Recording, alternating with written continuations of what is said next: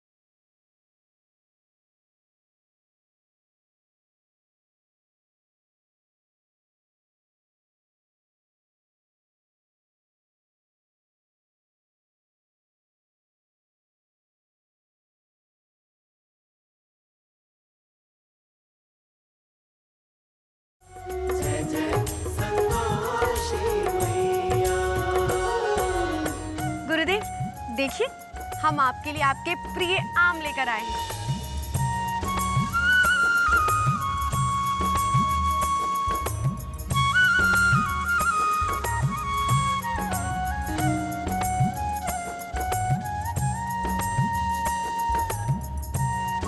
परिश्रम करने से हमें भी अत्यधिक क्षुधा लग रही है। हम भी थोड़ा कुछ खा लेते हैं, अन्यथा मूर्छित होकर गिर जाएंगे।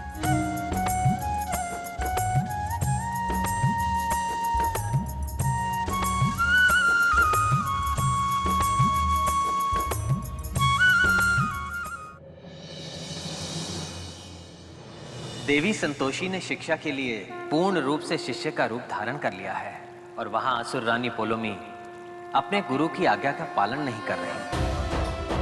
देवी संतोषी की भक्त की भक्ति भी उनकी ऊर्जा बढ़ा रही है।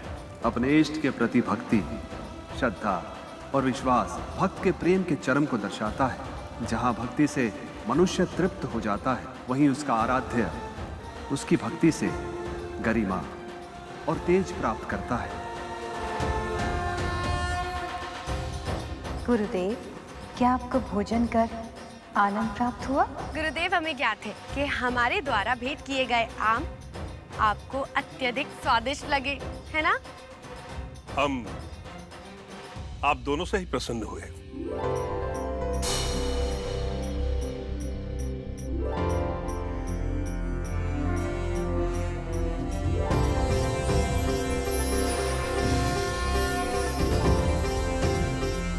गुरुदेव, समुद्र मंथन में जब माँ लक्ष्मी की उत्पत्ति हुई तो उन्होंने कहा कि वो केवल त्रिगुणातीत का ही साथ देगी।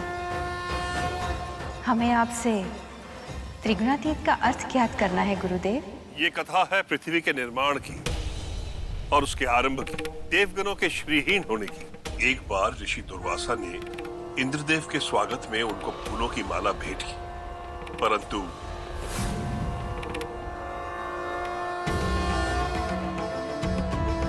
ये तुच्छ माला धरती लोक पर बहुमूल्य होगी, किंतु स्वर्ग लोक अनेक मणि और रत्नों से भरा है। इसका यहाँ कोई मूल्य नहीं। देवराज इंद्र, ऐसा प्रतीत होता है कि आप और देवतागणों को अपने पद और प्रतिष्ठा का अहंकार हो, इसलिए हम आपको श्राप देते हैं कि आप और समस्त देवगण श्रीहीन हो जाएंगे और आपका संपूर्ण तेज समाप्त हो जाएगा। स्वर्गलोक में सारे देवगण श्रीहीन हो गए और देवी लक्ष्मी ने भी दुर्वासा ऋषि के श्राप के कारण स्वर्गलोक का त्याग कर दिया और महालक्ष्मी में समाहित हो गई। उसके पश्चात प्रणाम नारायण। हे नारायण, कृपा करके हमारी सहायता करें। ऋषि दुर्वासा के क्रोध के कारण संपूर्ण स्वर्गलोक श्रापित हो गया है। इस कठिन परिस्थिति का मात्र एक ही उपाय है और वो है समुद्र मंथन। समुद्र मंथन?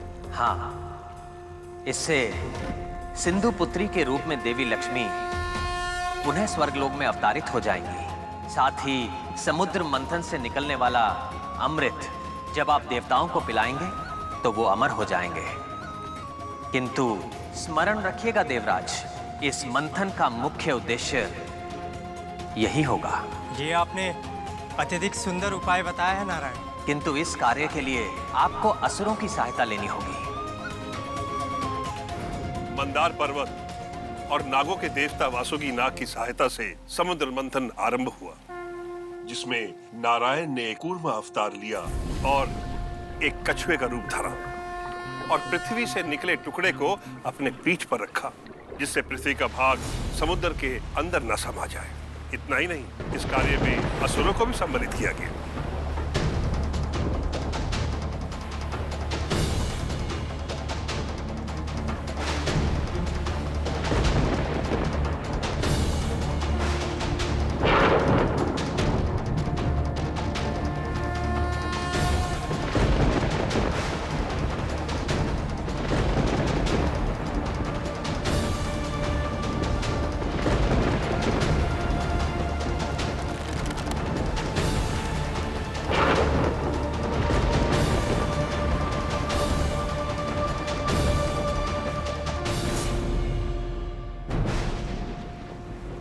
समुद्र मंथन से सर्वप्रथम विष की प्राप्ति हुई है।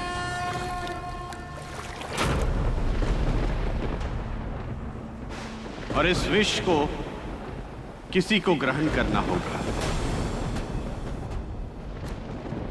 और यदि ऐसा नहीं हुआ तो ये मंथन आगे नहीं बढ़ेगा।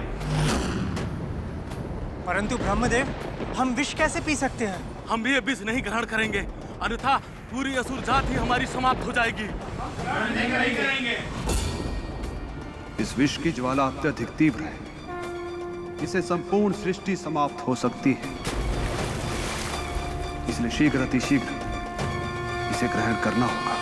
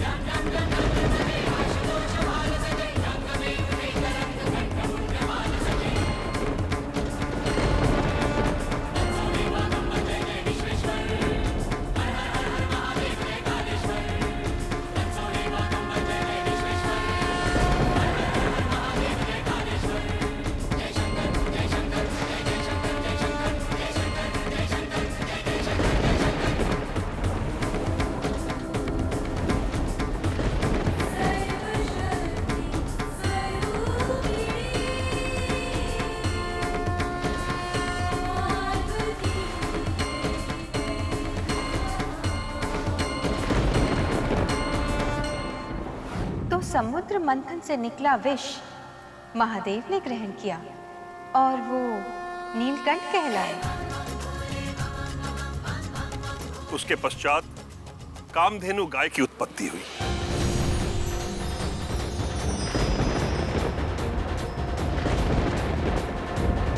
तत्पश्चात उच्च श्रव्य अश्वक ऐरावत आदि कौतुक मणि, कल्पवृक्ष, शंख, केतु, धनु धन्वंतरी, शशिकुल, इन सब की प्राप्ति हुई। समुद्र मंथन ने असुरलोक और स्वर्गलोक दोनों को कुछ न कुछ अतुल्य उपहार दिए। गुरुदेव, ये तो हमें भी ज्ञात है, आप आगे की कथा बताइए। इन सब के पश्चात आगमन हुआ सिंधु पुत्री के रूप में देवी लक्ष्मी का।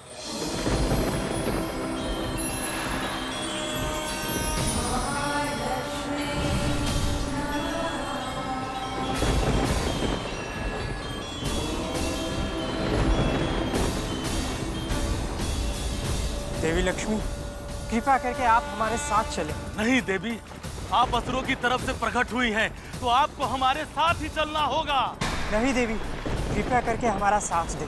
हम ना असुरों का साथ देंगे और ना देवताओं का। हम केवल त्रिगुणातीत का साथ देंगे। देवी लक्ष्मी का सौंदर्य और तेज अद्भुत था, जिसे देखकर समस्त असुरगण और देवगण मंत्रमुग्ध हो गए। किंतु क्या महालक्ष्मी त्रिगुणातीत का साथ ही देना चाहती थी? देवी संतोषी, आप अपनी जिज्ञासा का प्रदर्शन बाद में कीजिएगा। गुरुदेव, आप शीघ्र बताइए आगे क्या हुआ। आगे बढ़ने से पूर्व आपको त्रिगुणातीत का अर्थ और महत्व दोनों ज्ञात होने चाहिए। सृष्टि की रचना के आधार हैं 3 गुण, रजोगुण, तमोगुण और सतोगुण। सभी जीव जंतु मनुष्य में ये तीनों गुण विद्यमान होते हैं। इनके बिना सृष्टि का निर्माण असंभव है।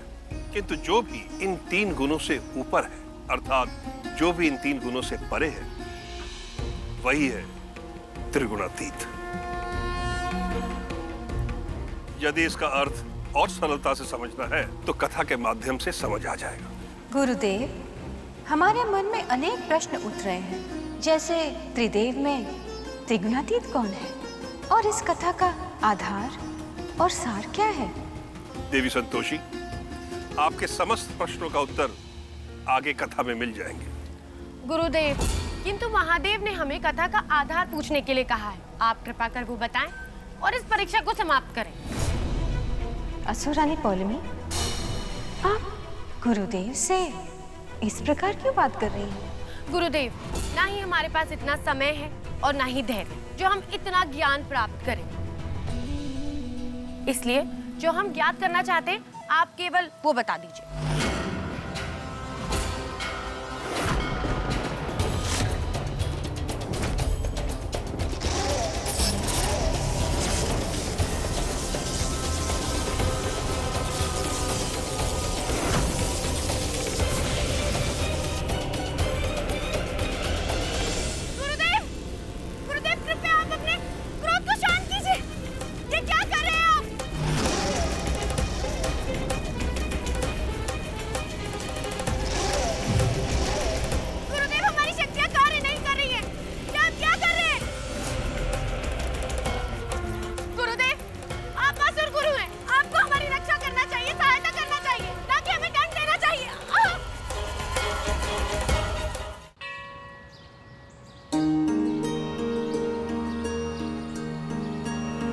संतोषी दीदी घर पर तो नहीं थी, पक्का मंदिर में ही आई होगी। स्वाति, तुम अंदर जाकर देखो, हम उधर देखते हैं। चलो ठीक है।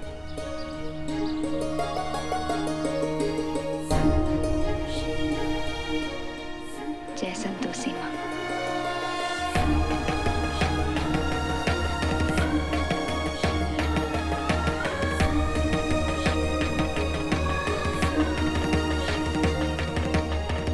ग्रेस, दीदी तो कहीं नहीं मिली। क्या करेंगे?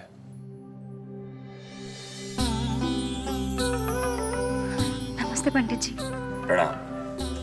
प्रणाम पंडित जी।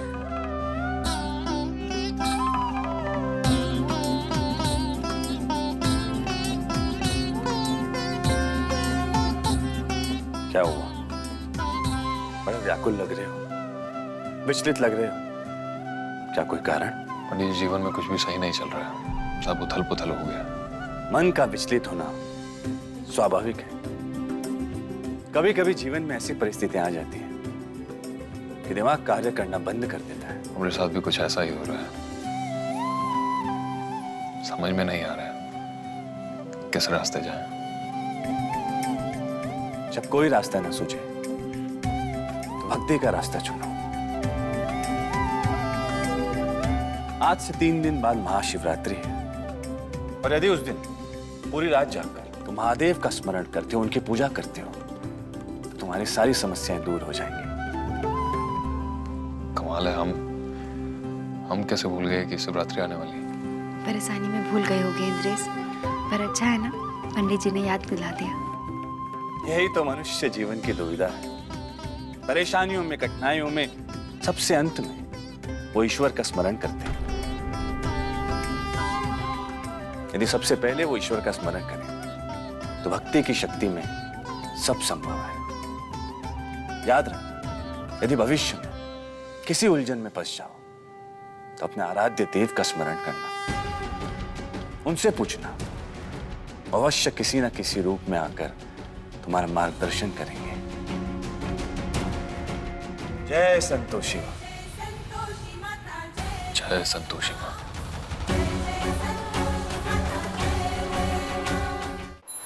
नारायण नारायण। प्रणाम माते। प्रणाम गुरुदेव। असुर रानी पौलमी, आप वहां क्या कर रही हैं? आपको तो ज्ञान था ना कि ये गुरु शुक्राचार्य की पाठशाला है, जहाँ ज्ञान प्राप्त करने के लिए एक शिष्य के भांति आचरण करना होता है, किंतु उसके पश्चात भी आप भूल गई। अब जब भूली है तो आपको तो उसका दंड अवश्य मिलेगा ना। यदि आप चाहे तो हम गुरु शुक्राचार्य से शांत हो जाइए। हमें हमारी शक्तियां पुनः प्राप्त होने दीजिए, उसके पश्चात हम आपको उत्तर देंगे। अवश्य असुर रानी पौलमी, हम सज्ज हैं। गुरुदेव, कृपा कर असुरानी पौलमी को क्षमा करें और हमें आगे की कथा बताएं।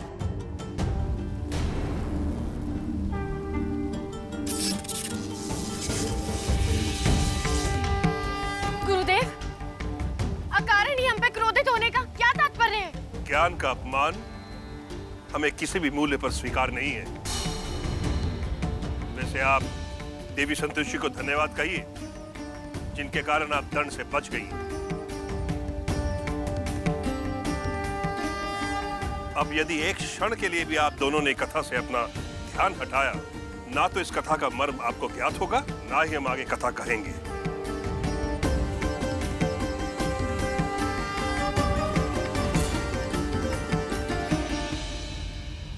इंद्रेश, तुम माँ जी से बात कर लो, हम पूजा का सामान ले आते हैं बाहर जाकर। रुको, हम भी तुम्हारे साथ चलते हैं। एक बार अम्मा को बोलते हैं, फिर चलते हैं। चलो ठीक है। अम्मा। क्या हुआ बेटवा? अम्मा महाशिवरात्रि का व्रत रख रहे हैं, तो रात को जागरण भी करेंगे। बाकी सभी लोगों को कह दीजिए व्रत।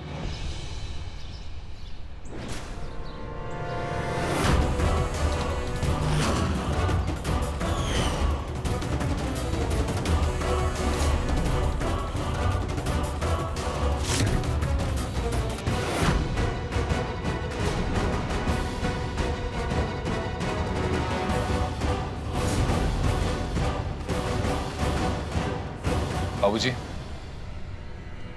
यहाँ क्या कर रही? हमारा घर कोनो धर्मशाला नहीं है, इसका जब मन हुआ मुंह उठाकर चले आए। ना ना इंद्रेश बाबू, हम ऐसे ही नहीं आए, बल्कि इस बार तो हम आपके घर में रहने के लिए आए।